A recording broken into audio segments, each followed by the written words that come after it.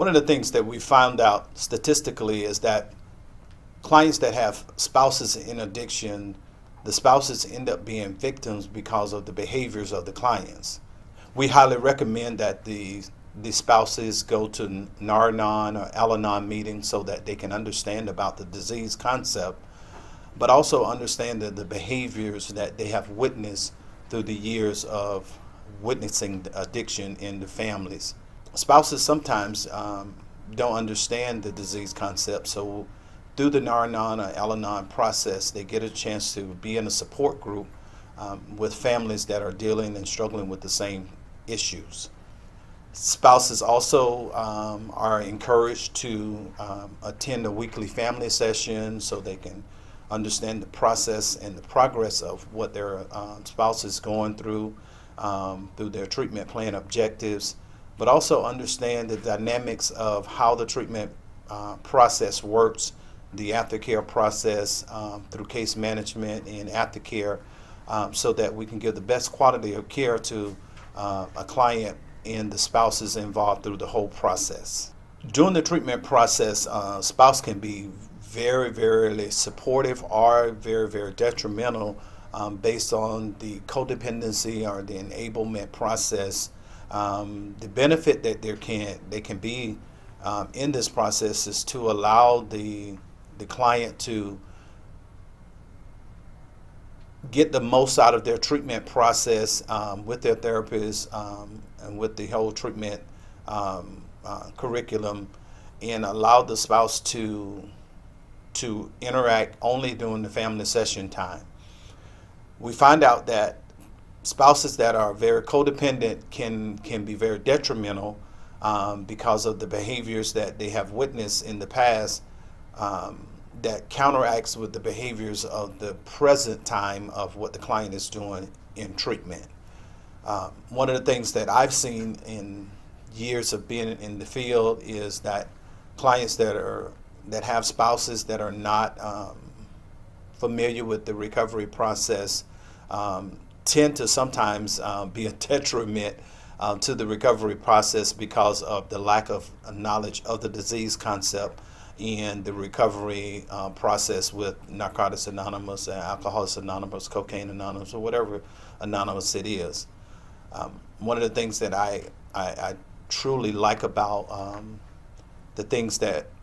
are going on in the 21st century is that we have a gamut of different entities that will support the client in beginning the best quality of care that they can possibly have to have a successful recovery. I completely understand why family sessions are so important to make sure we engage the spouses in the treatment process and to allow them to understand how to interact once the client returns back to the family dynamics. Most of the time, we have clients that come from very toxic, unhealthy relationship situations, and while they're in treatment, we try to give them all of the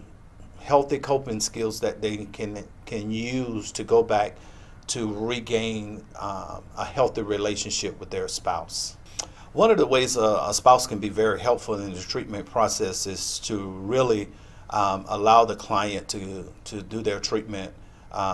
without any distractions or interferences. A lot of times we find out that spouses can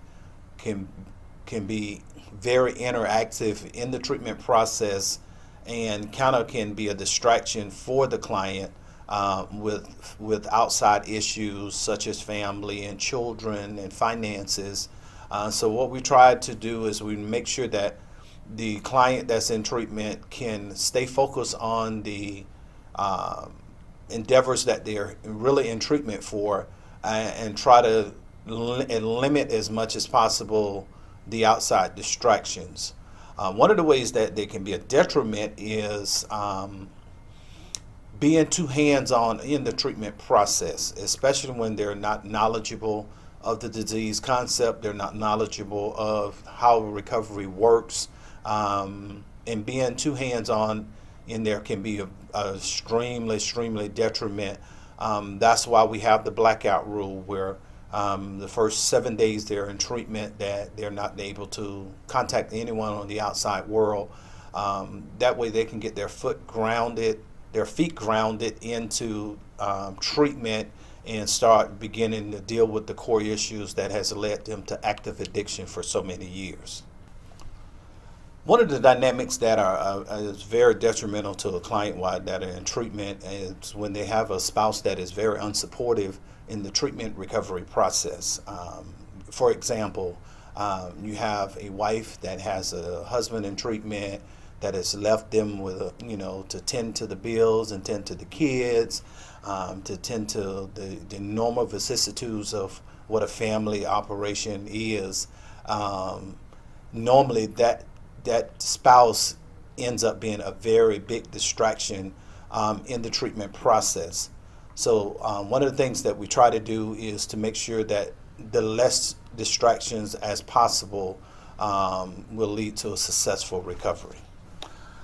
We try to encourage our spouses to stay in touch with their therapist. Do not make any rational or irrational decisions without consulting the therapist, to make sure that we're all on the same page to give the client the best quality of care while they're in treatment.